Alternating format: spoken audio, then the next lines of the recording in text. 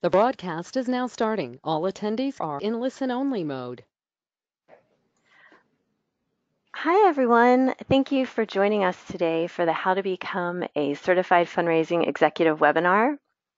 I'm Ashley Gatewood, the Communications and Marketing Manager at CFRE International. And today I'm joined by my colleagues Paul Cavazos, the CFRE International Certification Manager, and Jill Davis, the Certification Coordinator. We also have two CFREs, Tom Barakoff and Dina Liston, with us today, and I will introduce them in several minutes. I just have a few quick housekeeping announcements. Today's webinar is being recorded and all lines have been muted. So please ask questions by typing them into the question pane in the GoToWebinar control box. We will stop periodically to answer your questions, and Paul and Jill will also be typing responses to your questions on the back end. We ask that any questions that you ask are general and not necessarily specific to your situation. So a question about a specific course you went on in 2015, that would be too narrow for us to cover on this webinar. We will treat all questions asked by the audience as anonymous, so feel free to ask your general eligibility, application, et cetera, kinds of questions. And I will now start us on the webinar. And we will begin with a couple of FAQs at the top. So the application cost is $875 US at the regular rate and $700 US if you are a member of a participating organization, and we'll get into what a participating organization is shortly. Presentations for your employer or as part of your job do not count for continuing education points, and we'll delve into that a little further, but that is a very common question that we receive. I'm also going to reference the test content outline, glossary, and candidate handbook throughout this presentation. All of those are available at CFRE.org. I will also provide links to those in the follow-up email that you will receive within 24 hours of today's broadcast. And today's webinar does not count for any of your CFRE education points because we will not be covering any fundraising topics in depth. We will be going over the CFRE itself. All right, so who is CFRE International? We are an independent nonprofit certifying body, and we are proud to be the only internationally recognized accredited credential for fundraising professionals. So that's what makes the CFRE stand head and shoulders above other possibilities out there for folks in their professional development. We are accredited. We work with a number of participating organizations. Those are professional organizations, usually membership organizations that operate in the nonprofit and fundraising space. So those include the Association of Fundraising Professionals, AHP, NATO, NACDO, ALDI. We have 29 participating organizations currently in a number of countries. There are over 6,300 CFREs worldwide in 25 countries, so this is truly a global certification.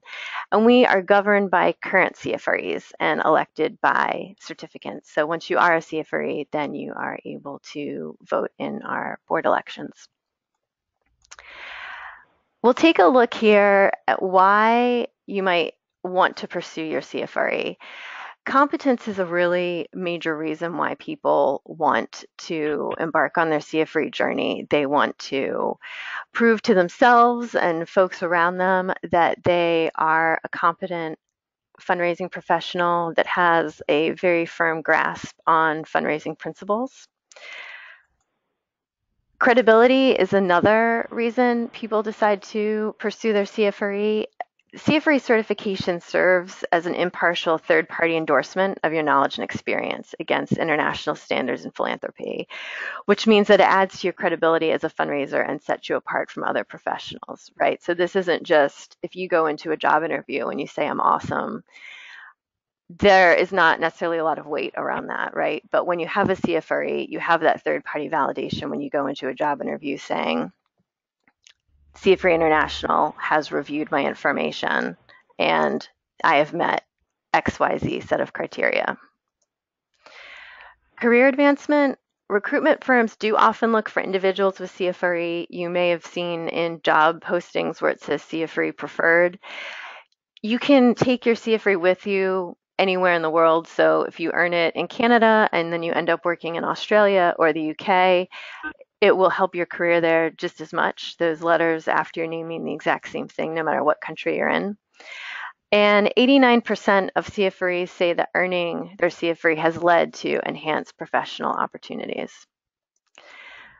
Becoming a CFRE also demonstrates your commitment, and it shows your peers, supervisors, and donors your commitment to your chosen career and knowledge of best practices. We all know that fundraising can have high turnover, but when you're a CFRE, you've gone that extra mile and have demonstrated your commitment to the profession. Recognition. As a CFRE, you can expect increased recognition from colleagues and peers. Over 94% of CFREs report enhanced credibility with employers, which can be quite important when you are looking for a promotion or taking on enhanced responsibilities at your job or looking for your next job. Personal satisfaction is another main reason why people look to the CFRE to help them get ahead, but also to satisfy their own personal ability to be challenged. 99% of certificants say that the sense of personal achievement provided by earning their certification has been valuable in their career. And if you're a lifelong learner, the personal satisfaction of challenging yourself to become a CFRE and what you learn during the study process is incredibly fulfilling. I'm going to now introduce Dina Liston, who is a CFRE joining us on the call today from Naples, Florida in the US. Dina is the Chief Development Officer for Boys and Girls Club of Collier County. In this role, Dina is responsible for the development, coordination, and leadership of fundraising campaigns, special events, capital fundraising, endowment campaigns, marketing, PR, and plan giving. Dina came to the Boys and Girls Club of Collier County with 13 years of frontlining fundraising experience in a broad range of social causes. And I'll now turn it over to Dina to tell us about what motivated her to become a CFRE. Sure. Thank you, Ashley. I just firmly believe that the CFRE certification validates fundraising as a career and, as you mentioned, brings forth accountability and credibility in the profession. It really helped that my mentor is a CFRE, so that kind of got me thinking about what I wanted to do. And I knew I was going to maintain a career in fundraising and nonprofit management, so I knew that having a CFRE would really help me in that. And I also wanted to stand out in hiring, which I can say I certainly have. Next slide. All right, excellent. Thank you, Dina. Sure. And we will hear from Dina a little bit later in today's presentation. And now it is my pleasure to introduce you to Tom Barakoff, who is a CFRE joining us from Vancouver in Canada today. He does extensive work in Alberta and Saskatchewan as well. Tom is a CFRE board member and CEO of TPB Strategic Council, a Canadian-based consultancy serving charitable and not-for-profit organizations, philanthropic businesses, and individuals. Over a 35-year career, Tom has helped raise nearly $500 million for clients and organizations served. He has also served as a volunteer with AFP local chapters and the Canadian Association of Gift Planners and as a board member of numerous NGOs. And I will now turn it over to Tom. Thanks so much, Ashley, and thanks for the opportunity to share a little bit about my story. The why CFRE certainly resonates with me. Once I became a fundraising professional and knew that I wanted to make this my career, I also wanted to make sure that I reflected the fact that we were a profession. And so certification was the opportunity to symbolize that, in fact, fundraising is a profession. For me, the commitment to being a lifelong learner and a knowledgeable practitioner and the discipline of that learning was accentuated through the CFRE process. And then finally, for me, really to give donors and the organizations and frankly all the stakeholders and communities around those organizations a real sense of greater confidence that my service was something grounded in a strong sense of ethics, competence, and service ability, as well as earning their trust, respect, and holding myself to being accountable to the highest standards. So the CFRE really is a living certification for me. And next slide. All right. Thank you so much, Tom. And we will also hear from Tom a little bit later in the presentation too. And now we'll look at how do you get started with CFRE, but real quickly, we are going to do a poll. And this is going to ask about what you might be waiting on to submit your application. And this will just give us an idea of the folks on the line and where you are and what you are looking to check off your list. So the poll is asking, I am waiting on blank to submit my application. And that could be earning enough continuing education credits, working 36 months as a professional fundraiser, talking to your boss about covering the application fee, nothing, you've already submitted your application, and other. So that might be if you are a boss looking to get more information for your staff. Okay, great. So thank you everyone who's voted. And I'm going to close the poll now. And I will share the results. So it looks like over a third of folks on the line are waiting to earn enough continuing education credits, and we have about a quarter with other reasons and nearly another quarter that are waiting to work their 36 months as a professional fundraiser. All right, great. Well, this will be good because you will get all the information you need for a strong start. All right. And so now we'll take a look at education. This is the application requirement of having 80 points of education. Those 80 points need to have been earned within the past 5 years. So we count back 5 years for that. And we do have one exception, and that is an academic degree. That can exceed the 5-year time frame, and it can be in any major. So for instance, I have a bachelor's in English from 2002. So I would be able to use that towards my education requirement. A bachelor's and a master's and a JD are each worth 10 points. So in my case, I would come into this with 10 points, and then I would be looking to earn my other 70 points. If you have an associate's degree, that's worth 5 points. The majority of people earn the points through attending conferences, workshops, seminars, maybe making presentations at conference workshops and seminars, and then authoring articles or books. So your time in a conference, workshop, seminar, webinar, etc., is based off time. So for every hour that you are in instruction for those, you will receive 1 point. So for instance, if I go to a conference and it is from 9 a.m. to 4 p.m., that might appear to be 7 hours, but it is actually probably more like 5.5 because we need to subtract out the networking breaks, the lunch, afternoon coffee, that kind of a thing. So keep that in mind when you are tabulating how much time you've actually spent in instruction. And if you're able to get hold of the agendas from past conferences and workshops you've attended, that's always really helpful. And as you register for things, we definitely recommend that you hold on to all of those agendas so that when you input them into your CFRE application, that you can ensure that you have an accurate number of hours represented there. All right. Also, towards your education is service learning. And service learning is essentially volunteering. So you can earn up to 1 point per year per organization that you volunteer with. If you are serving on a committee or have a board role, then you can earn 2 points per year per organization, up to a maximum of 10 points. So for instance, I am a volunteer dog walker at my local animal shelter. And if I had been doing that for 5 years, I would be able to get those 5 points.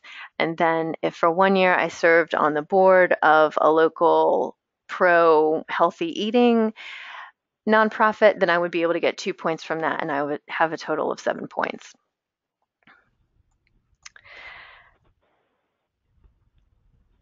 All right, other types of education. So we do recognize that non-fundraising related courses can be very valuable to your role and your professional growth, even though it might not necessarily be strictly fundraising.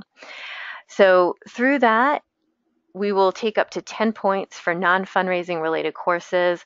So those might be technology courses. Let's say I go on a course about managing Gen Z in the workplace, things like that, or a project management course.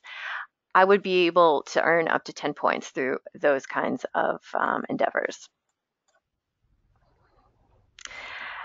Often people wonder, okay, I went on a course, is it going to qualify for my CFRE points?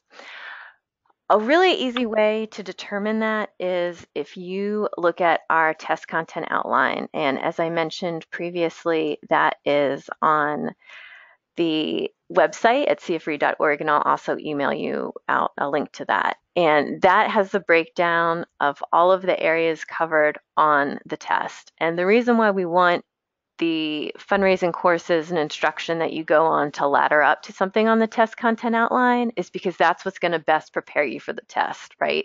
We're not going to say that 60 hours of non-fundraising education are okay, because if you go on 60 hours of non-fundraising education, it's probably not going to serve you well when you go and sit for the exam. You'll also want to be sure that you've documented that exact amount of time that you've spent in the class, conference session, or seminar. So like I said a minute ago, subtract out those breaks and meals.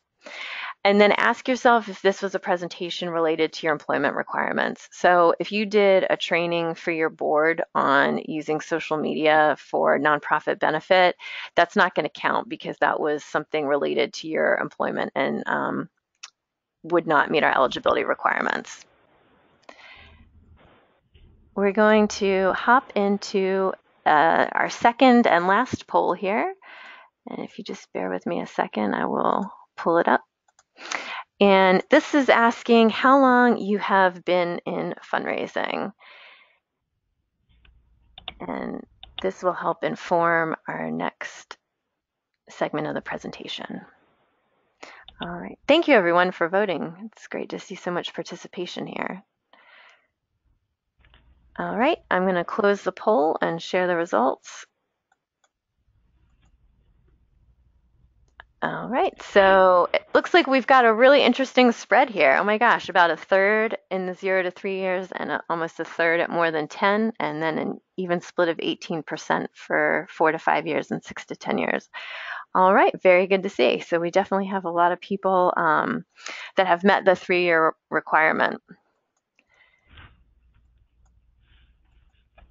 All right, so we're going to talk now about the professional practice.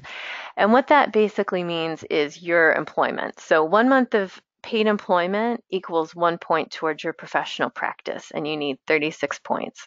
So let's say I'm working full-time for 36 months in a fundraising role, and at least 50% of my job is related to fundraising.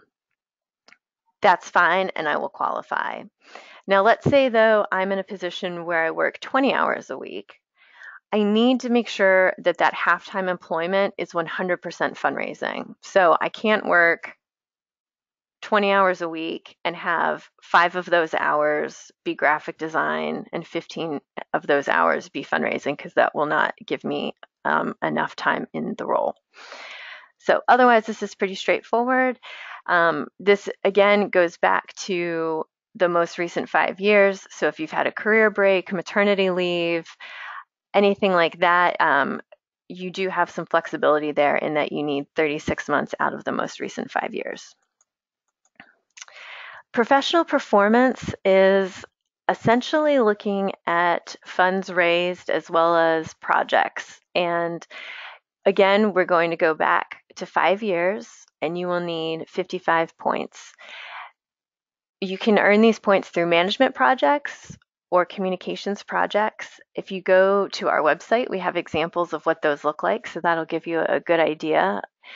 And then the actual funds raised, we tabulate everything in US dollars. So 1 point is going to equal 25,000 US dollars. And that means that the CFRE has the same weight no matter where in the world you earn your CFRE. So this 25,000 US, sometimes people wonder, why does it need to be US funds? But that's what really keeps the bar even. So it's not that I've raised 2 million Singaporean dollars and that's something different to a US dollar. We just have this so that we have the same playing field for everybody. If you haven't yet started your application, it's very easy to do and it's free to start. If you go to our homepage at CFRE.org and you'll see this red stripe and then that login, when you click that, the drop-down menu will appear and you'll click My CFRE and then you will be taken through the steps to set up your account. And like I said, it is free to set up your account. You only pay when you're ready to submit. So let's take a look at the application. And this, again, I just mentioned that you will pay at the time of your submission. The regular cost is $875 US, and that participating organization member rate is $700 US. So that means that you need to be a current member of one of our participating organizations to be eligible for the $700 rate. The application system allows you to log in and out of it, saving information as you go. So if you need to go in and out of it 45 times, that's not a problem. It will calculate inside the application based on your entries, the number of points you have in each section. So you don't need to get a calculator out for that. The application itself will tally up your points for you. And then when you pay and submit your application, that's when you will have 1 year to sit for the exam.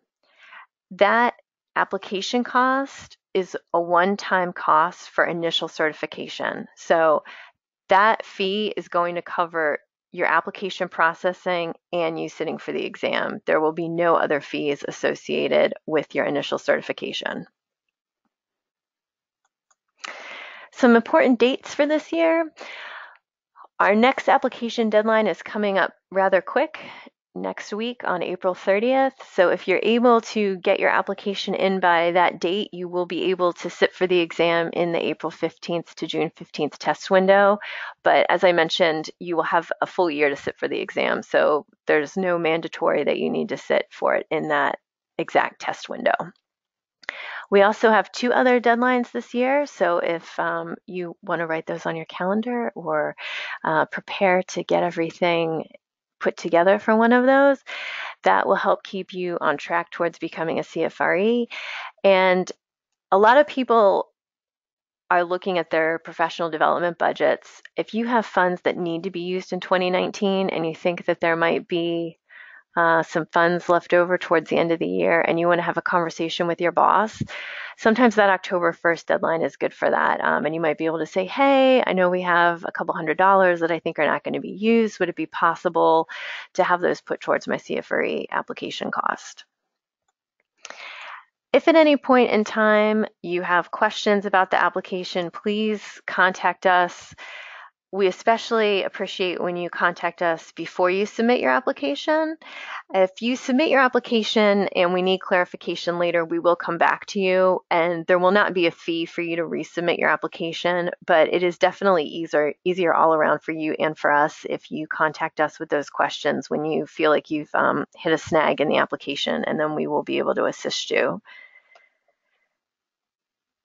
I'll review the certification timeline here. So these are the 6 phases of becoming a CFRE.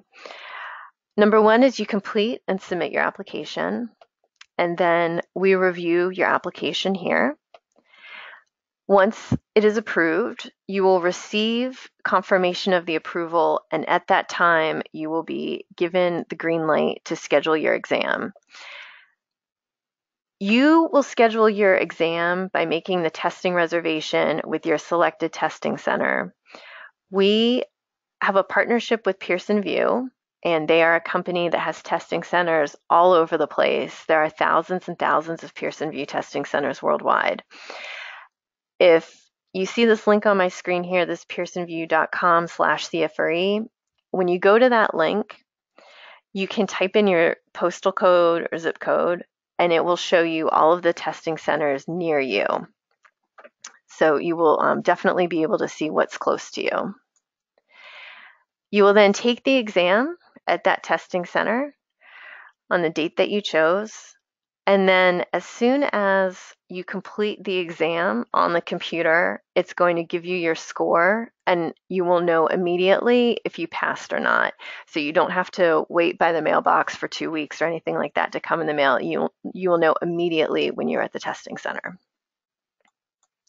All right, so we are going to take a couple of questions right now.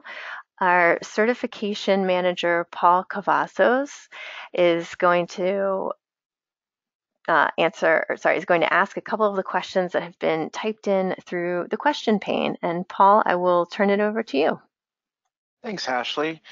And again, thanks everyone for joining us.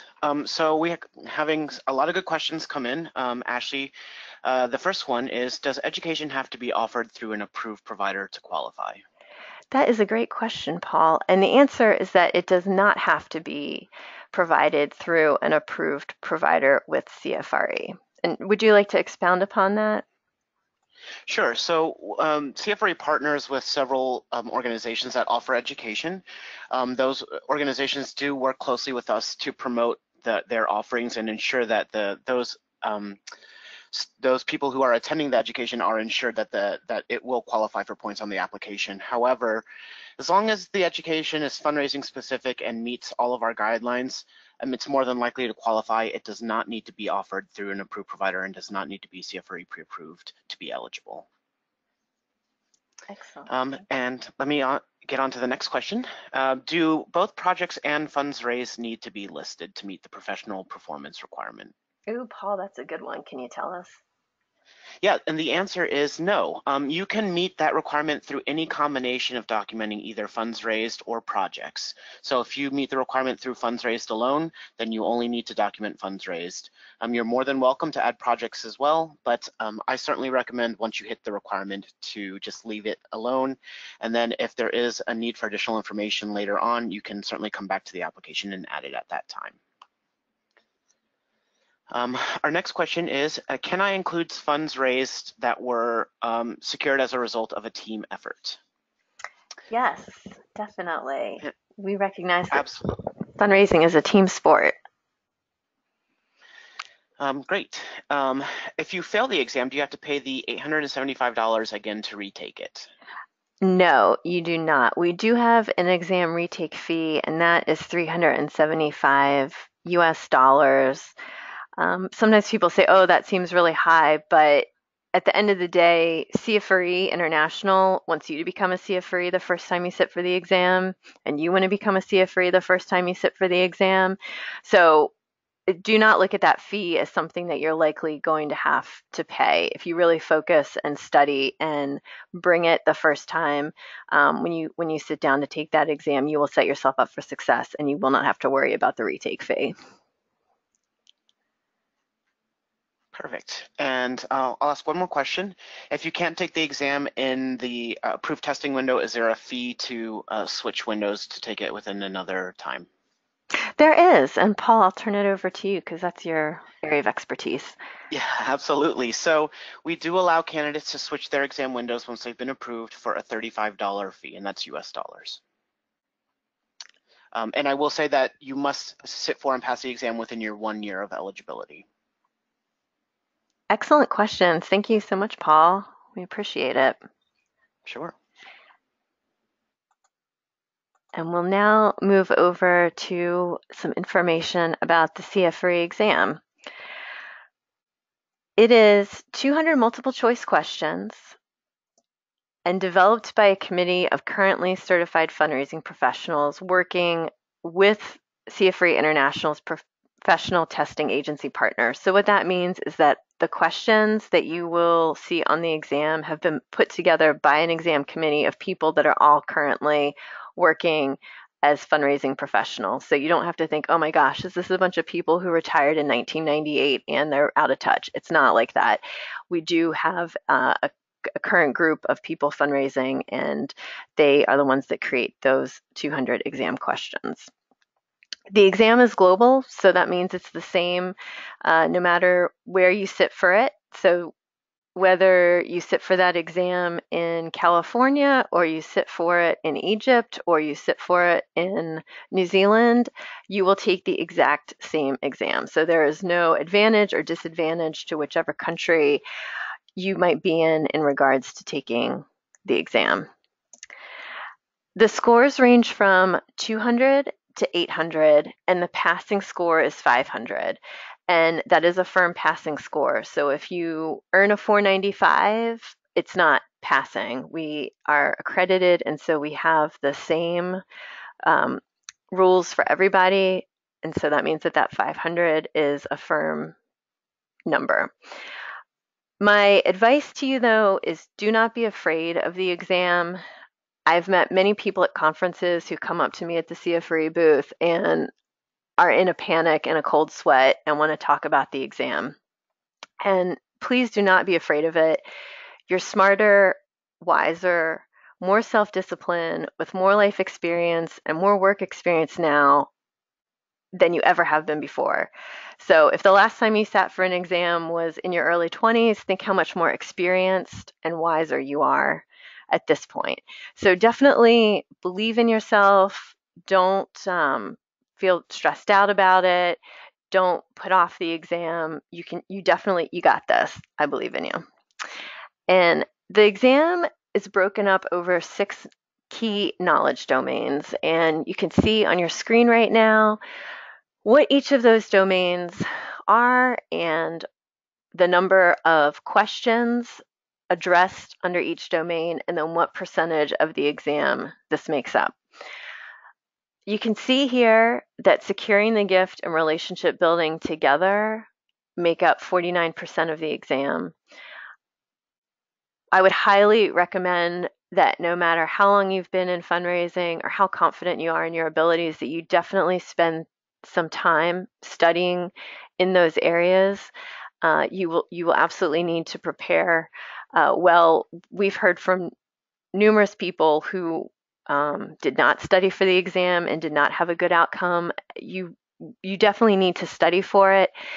We have found that about a third of people study between 21 and 40 hours. So it's not something where you have to cancel all of your summer plans and stay inside for 3 months. But this breakdown of the knowledge domains, along with the test content outline, will give you a very strong concept of what to study. We're going to talk here about knowing what you personally need to study. Be honest with yourself. What are your strengths and weaknesses? But not even just your strengths and weaknesses. What are your strengths and weaknesses that you would feel comfortable with when taking an exam? So something might be your strength in the day-to-day, but could you sit and answer an exam question on it? Review that test content outline. You can print that off of our website, and I would recommend highlighting all of the bullet points on there that you don't feel fully comfortable with, and that will help guide your study. A strong reminder about the exam is that it focuses on best practices, not rote memorization of facts. So if you, in your reading, come across a percentage figure or some kind of mathematical, point, we're not going to ask what percentage of people XYZ, right? This is about best practices. This is about doing the right thing, making the best decision. We have a number of online resources to support you. The candidate handbook, test content outline, and resource reading list, as I said before, will be emailed out to you. We have a testing guide on our website. And in the study aid section of our website, we have the glossary of fundraising terms. Sometimes you'll hear people say that the language of the exam didn't feel very familiar to them. Some of the terminology wasn't what they were anticipating. For that reason, I would always say read this glossary of fundraising terms before you start studying, and read it a day or two before you sit for the exam, because we're all in different parts of the world. We all might use terminology a little bit differently, but this glossary is going to tell you when we say stewardship, this is what we mean. When we say volunteer, this is what we mean. So that will subtract out any of the mystery about what terminology on the exam means.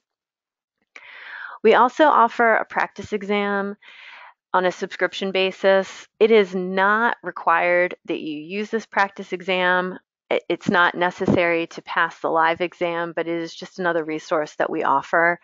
The practice exam will help you identify your strengths and weaknesses, and then that will guide what you need to study. But the questions on the practice exam are not necessarily written in the same style, in the same way as the ones on the live exam. Once you take the practice exam and you see the areas that you need to study up on, make sure that you get those books or attend those trainings or watch those webinars to bridge any gaps in knowledge, but don't just take the practice exam over and over until you memorize the answers to the questions you initially got wrong, because that will not help you on exam day. We do have people that take it so many times they memorize it and then they think that they will be all set to roll on the live exam, and they are unfortunately not very well prepared. When you purchase the practice exam, which is available on our website in the study aid section, it also comes with flashcards. These digital flashcards are quite useful. They're another tool to help you assess your competency at the baseline when you start, and there's no additional cost at all for them. They are included in that practice exam price. You may have had a chance to log into CFRE Central. This is our new online community, and as soon as you set up a My CFRE account, you will automatically be able to have access to the CFRE Central online community. In this screenshot, you will see that there are a number of threads around practice exams, study groups, flashcards, testing material. It is an amazing resource. People who pass the exam will tell you exactly what they used to study that helped them. People who are unsuccessful will tell you what they used that they felt did not help them. There is a lot of great advice and tips on this online forum, so I would highly recommend that you take some time and log in there and have a look at those discussions, because they will really, really help you. We'll quickly go over preparing a study plan. We do have a recorded webinar called the CFRE Exam, Setting Yourself Up for Success, on our YouTube channel, which goes far more in depth on study plans and exam preparation. But at a high level, we'll take a look at this one. If you find that it's hard to stick to a schedule, pick days of the week and set times on each of those days and hold yourself accountable to that. And be realistic. Don't say I'm going to study on Mondays from 6 p.m. to 11 p.m. because 5 hours after a full day of work is probably not realistic for most folks. So just make sure that you set yourself up for success as far as the amount of time that you're going to study and that you don't end up cramming. Determine which knowledge domains require most focus, and we talked about the ways that you will be able to ascertain which knowledge domains you need to hone in on. And then select which books you'll read. We have a resource reading list on our website with 14 books. We do not expect you to read every book. Just read the ones that apply to any gaps in knowledge that you have that you need to address for the exam. Some people find it helpful to set a page goal for each week. So for instance, maybe they're going to read 50 pages a week, and that can be good because it will be easy to know if you're over or under that, and you can help yourself stay on track. This seems obvious, but select a quiet, calm area to study, and don't study at home if it's too chaotic. It's really important that wherever you study is a place that you feel you can be uninterrupted and absorb information. A number of current CFREs have told us that they studied on their lunch break at work. They just shut their door and had that hour, and people knew not to interrupt them. They didn't check their work email. They just ate their lunch, dove into their book, and found that to be a really useful way to find those hours in the day to study. So the CFRE exam, it is offered in testing centers that look like this. There are security cameras and individual testing stations. Again, there's more information on our website about what you can and can't bring into the testing center, but this is the overall view of what it looks like. And people in the testing center will be taking a variety of exams. So it's not just people sitting for the CFRE exam. There will be people in there sitting for accounting exams or architecture exams and all of those kinds of good things. So it will be a mix of people. After you take the exam, you will immediately receive that pass-fail score. The testing agency then transmits your information to CFRE, and that can take about 24 hours. Once we receive the information from the testing agency, we will send successful candidates an email notification of the award from CFRE. And so it's at that moment when you get that email from us that you will be able to use CFRE on your business cards, email signature, LinkedIn profile, all that good stuff. You will be a CFRE and you will be all set to shout it from the rooftops.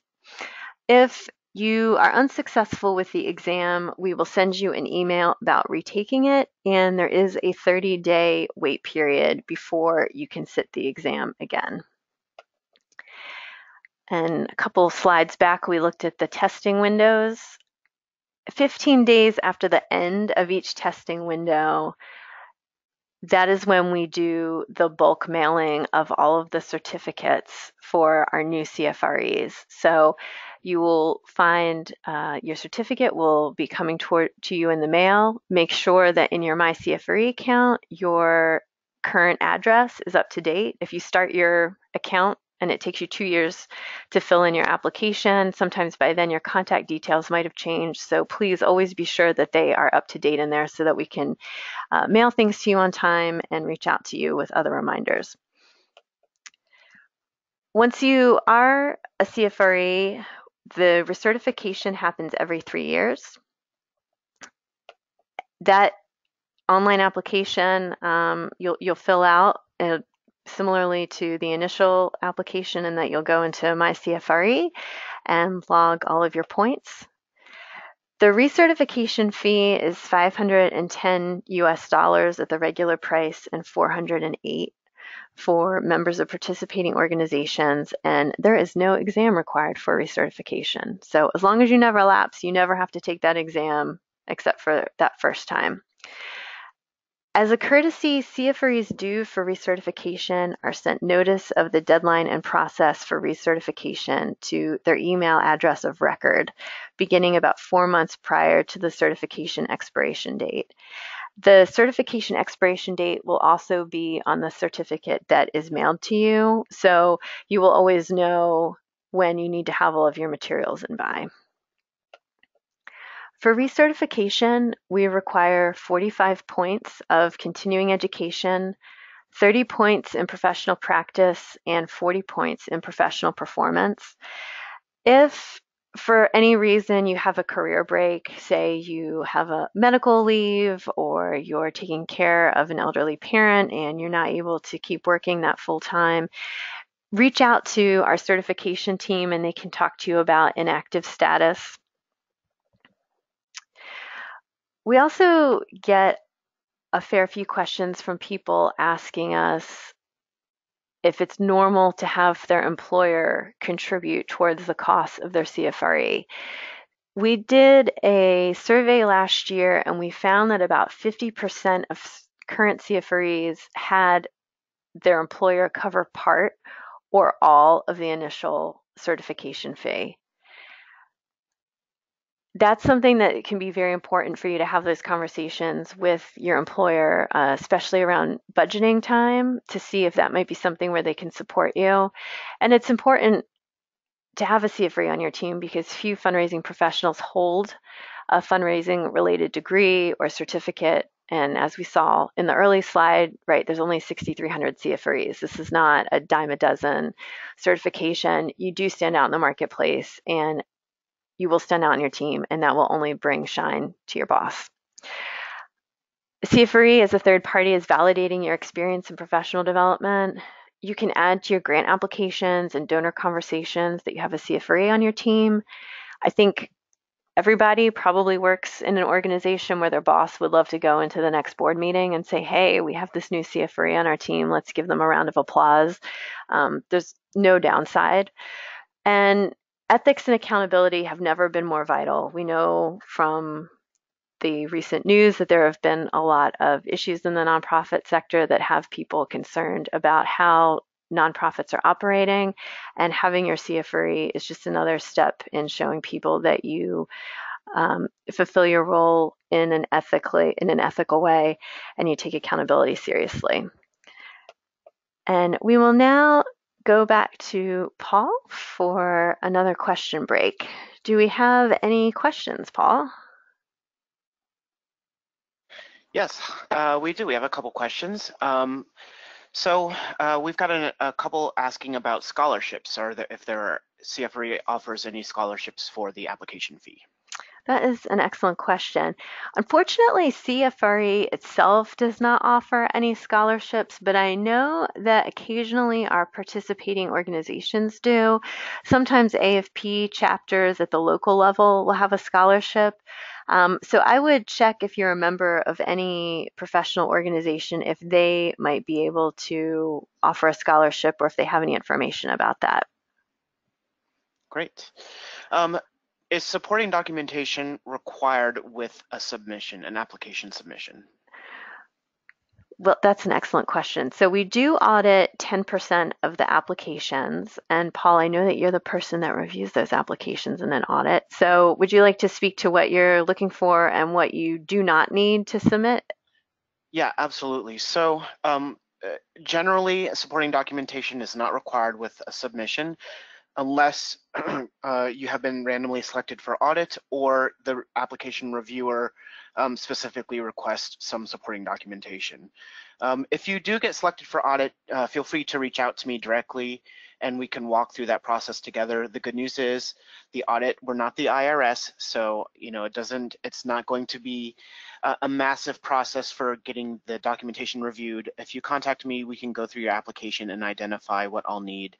I do not need to verify everything that you've listed. Okay, next question is related to professional performance projects, and they want to know if the projects can be listed multiple times, if one project can be listed multiple times. Sure. And oh, you want to take that one, Paul? Yeah, I'll take that one. So projects can only be listed once per year, and the reason for that is we consider a project to be something that is a one-time endeavor. So if it's an ongoing employment responsibility, that wouldn't necessarily be considered the project. Maybe the implementation of that would be the project component, and then after it's already been initiated, for example, a newsletter, the creation of a newsletter would be considered a project in of itself. The dissemination of the newsletter on a monthly basis would not be part of the project. So if you do have some projects that you have done multiple times in 1 month, unfortunately, you can only get credit once per year for that project. Very good. Yeah, we have another question related to the exam. Are there any accessibility or special accommodation options available for candidates with disabilities? Absolutely, yes. We have a request for accommodation procedure on our website, and we are very happy to make accommodations. Perfect. And the last question, once an exam has been taken, are we able to review the questions and answers that we got wrong? You are not able to review any questions that you got wrong or right, and that is really to help safeguard the integrity of the exam. Great, thanks, Ashley. Okay. All right, well, thank you for that, Paul. I am now going to turn it back to Dina, our CFRE in sunny Naples, Florida, and she is going to share with you her CFRE process and advice that she has for you as you look to embark on your CFRE journey. So Dina, I will turn it over to you. Thanks. So I was really fortunate as I started my CFRE process. My employer was very supportive. Again, I think it helps that my boss was a CFRE. She offered to not only pay for the exam, but then also in building my education credits. She was very supportive of anything I took that would help professional development. So that I was very fortunate in that area.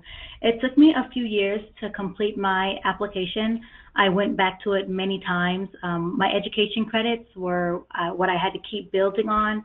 What I realized really early on was that many of my trainings were industry-based and not necessarily fundraising, so I couldn't use as many of those as I thought. So it was a process.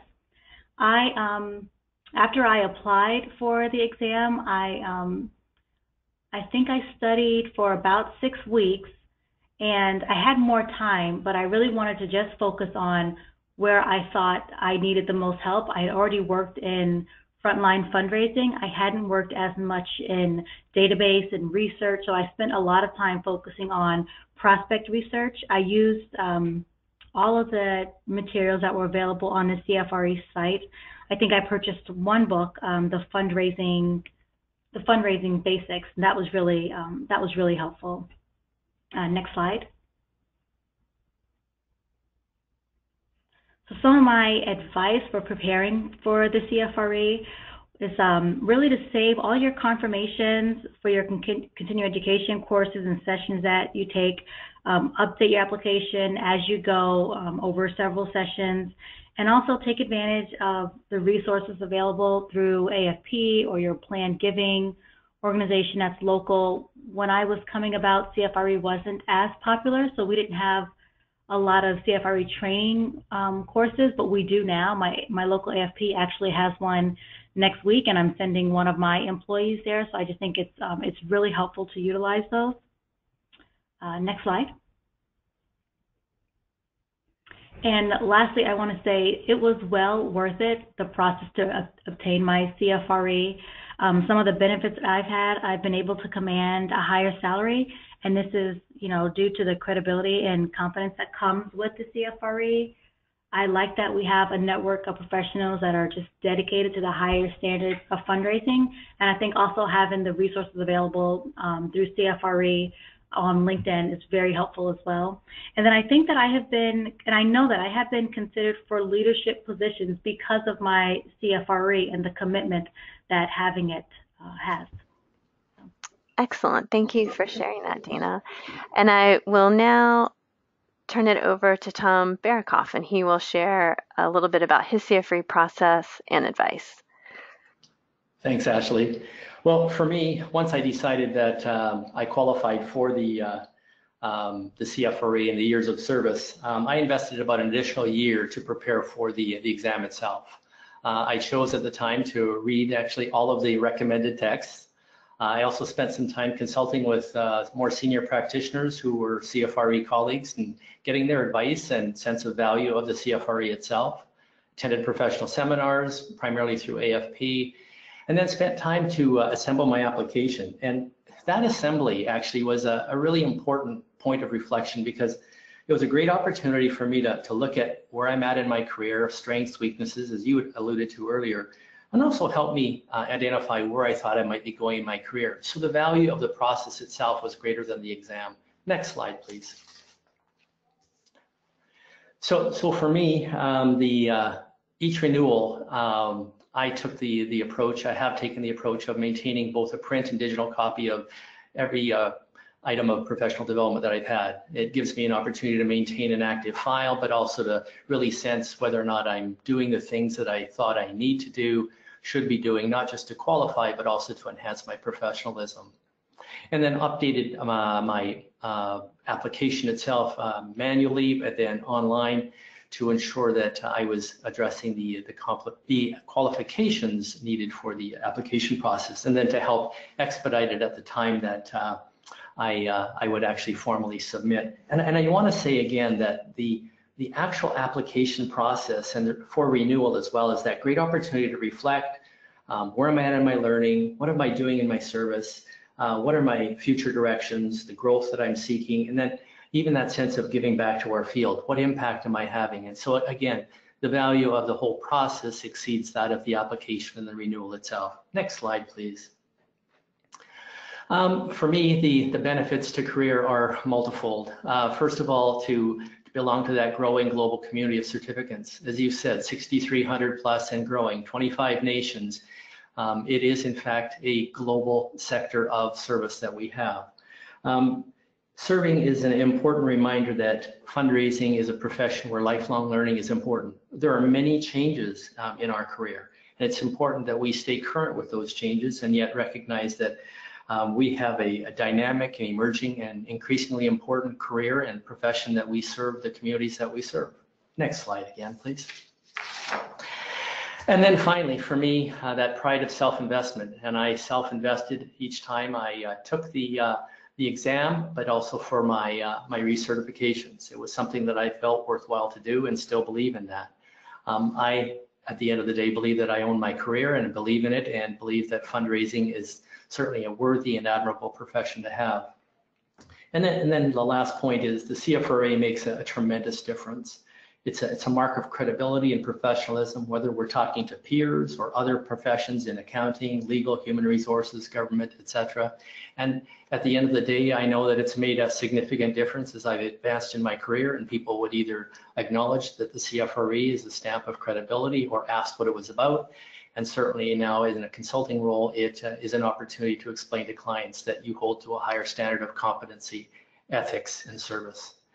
End of slide. Thank you. Thank you so much, Tom and Dina, for sharing that, your perspectives.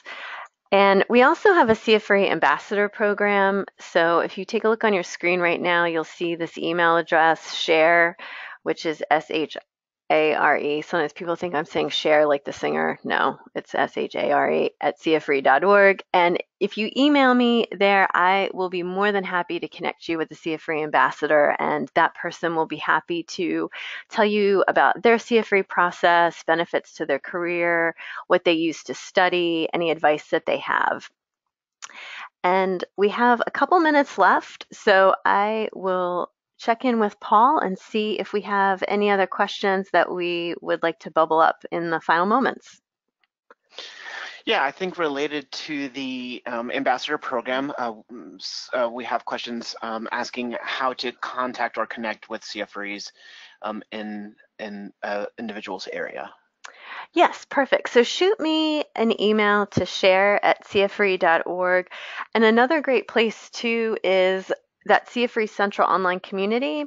That also has a directory, actually. And so you can go in there and you can search for different people and see who might be in your area. We also have a Find a CFRE link on the homepage of our website. So you can go there and see who's a current CFRE in your state. We only get as granular as state, not city.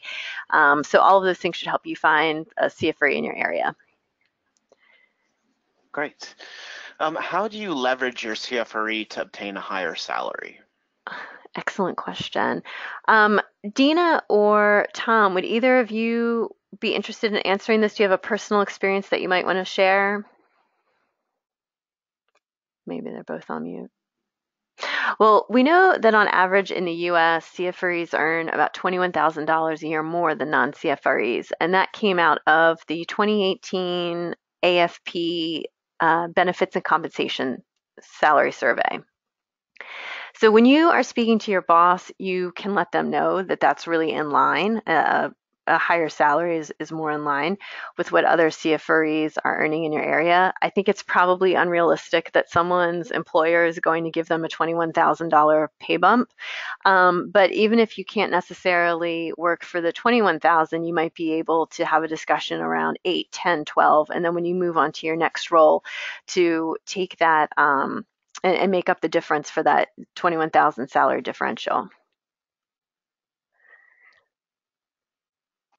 And I have one more question, and I'll go ahead and take this one. We've gotten a couple questions related to the ACFRE. I just want to point out that the ACFRE is administered through AFP, the Association of Fundraising Professionals. So if you have any questions related to that program, you need to reach out to them directly. CFRE has no involvement with the ACFRE program. Very good. Any other questions? That's it. Okay. All right. Well, thank you everybody for joining us today. We hope that you found it helpful. And within 24 hours, you will receive an email with a link to this presentation, as well as a link to the slides and a number of other helpful resources. So thanks again for being with us today. It was great being able to have this discussion with you.